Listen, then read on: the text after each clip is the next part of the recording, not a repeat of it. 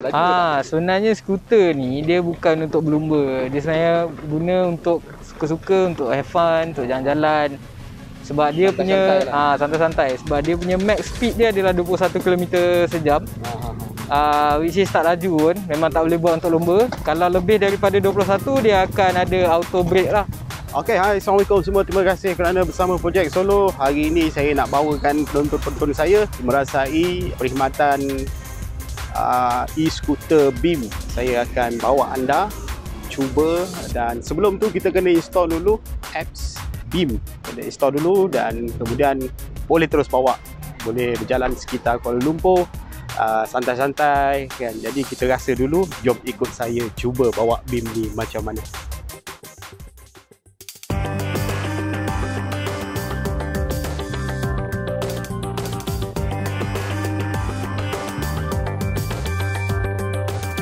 Projek Solo.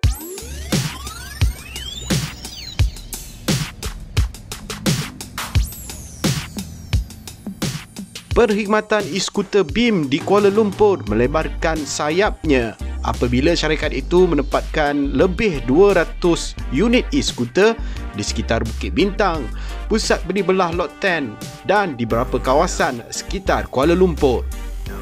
Pemilihan lokasi-lokasi ini dibuat setelah mengambil kira beberapa faktor, iaitu jumlah pejalan kaki di kawasan tersebut, kemudahan laluan pejalan kaki yang luas serta jarak ke stesen pengangkutan awam. Yang ni pengguna perlu tahu. Mereka tidak perlu menghantar atau meletakkan skuter sewaan mereka di lokasi-lokasi yang telah ditetapkan. Tetapi mereka boleh memilih mana-mana lokasi yang diinginkan. Jadi bolehlah letak mana-mana, asalkan jangan di luar kawasan yang ditetapkan.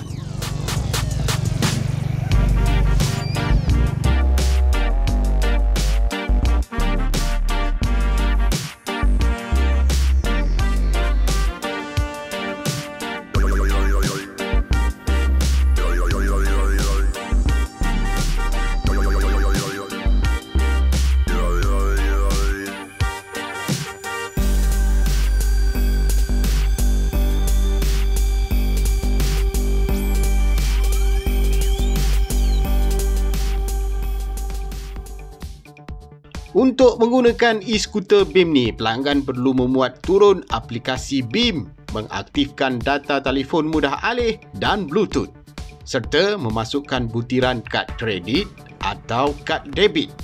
Mudah tu. Pelanggan juga akan mendapat liability arm dan insurans peribadi semasa menggunakan perkhidmatan e-scooter BEAM. Ada insurans, geng. Yang mana bawa skuter ni jangan pergi merata-rata. Kenderaan ni boleh dikesan dengan menggunakan telefon pintar pengguna dan peranti IoT, iaitu Internet of Things, yang terdapat pada e-scooter BEAM. Geofencing turut digunakan untuk memastikan pengguna tidak meletakkan e-scooter di luar kawasan yang telah ditetapkan. Mana yang letak di luar kawasan akan dikenakan denda. Ingat tu, denda tau. Pengguna e-scooter BEAM boleh menempuh jarak 45 km sehingga 50 km atau kira-kira 4 hingga 5 perjalanan sebelum perlu mengecas semula kenderaan. Pengguna tidak perlu gusar dengan tahap keselamatan kenderaan terbabit kerana ia akan diperiksa secara kerap oleh marshal untuk keselamatan. E-scooter BEAM ni jangan buat main-main. Mereka dah berbincang dengan pihak penguatkuasaan undang-undang bagi menangani kes kecurian e-scooter.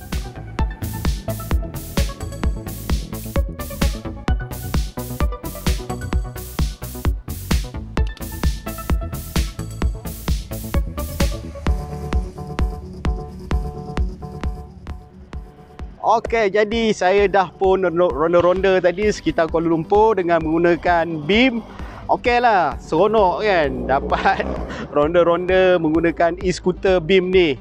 Jadi dulu ingat lagi tak kita gunakan O-Bike, di mana O-Bike sekarang dah tak ada lagi dan digantikan dengan perkhidmatan e-scooter BIM ni kan. Jadi O-Bike dulu kita faham-faham je lah kan, perkhidmatannya dah diberhentikan dengan sebab-sebab yang korang semua tahulah apa sebab-sebab dia lah rasanya kan. Dan sekarang kalau kita tengok ramai yang menggunakan perkhidmatan e-scooter BIM ni di sekitar Kuala Lumpur. Jadi tadi saya dah pun jalan-jalan hampir 20 minit. 20 minit saya kena bayar RM12. Jadi dalam masa 20 minit tu puas jugalah saya jalan kan, tengah santai-santai. Dalam masa 20 minit okey lah kan, tak penat. Kalau kita jalan kaki ronda 1 KL memang penat lah kan, tapi e-beam ni kita relax sikit lah. Jadi lepas ni saya nak bawa korang semua, penonton-penonton saya, bertemu dengan seseorang ni yang menyelenggara perkhidmatan e-scooter BIM ni kan. Jadi lepas ni bolehlah kita sembang-sembang, tanyakan dia sedikit apa ni latar belakang ataupun perkhidmatan BIM ni. Jadi kita akan sembang-sembang dengan dia sekejap lagi.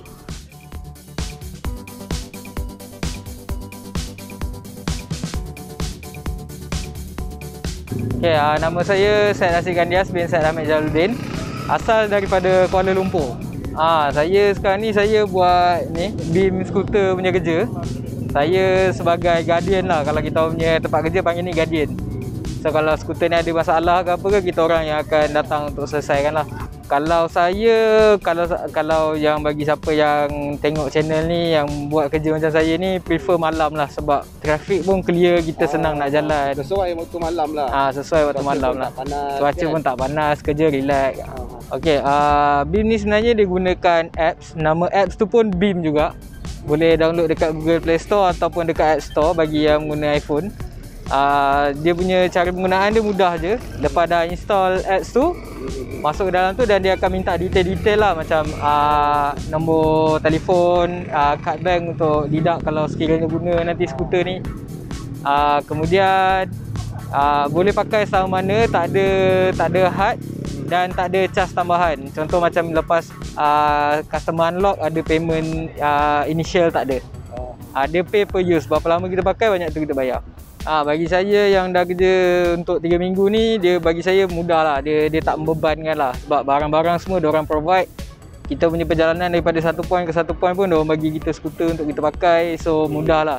Okay, daripada segi security dia, sebenarnya skuter ni dah di built in dengan GPS untuk di-track menggunakan satellite lah. So kalau skuter ni berada di luar kawasan, kami akan dapat notification untuk pergi pick up skuter ni, tak kisah kat mana pun.